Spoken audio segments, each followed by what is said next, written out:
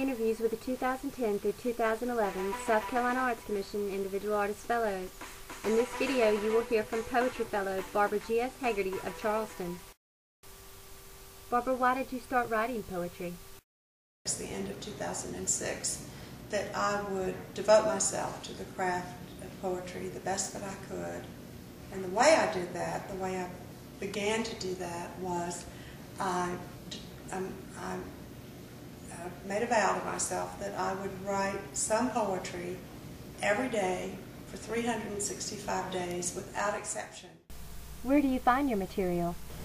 My goal for myself as an artist is to recognize the material that's already in my life on an ordinary, quotidian, daily basis, just putting the clothes in the dryer, walking down Beaton's Alley, shopping at the farmer's market.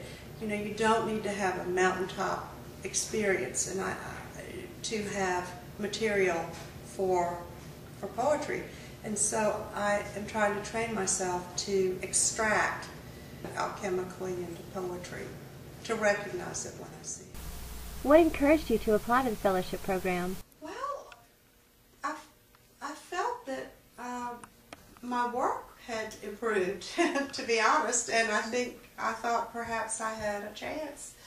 I was delighted to find out after the fact that the judge was a person named Alan Shapiro, who happens now, I've learned, to be at Chapel Hill, and he had a poem in the New Yorker about a month ago, so I was elated to find out that the person who'd been reading the manuscripts had very recently had a poem in the New Yorker. Not to mention the rest of his exalted career, but it did feel, it was a feel-good thing to come across that factoid last month.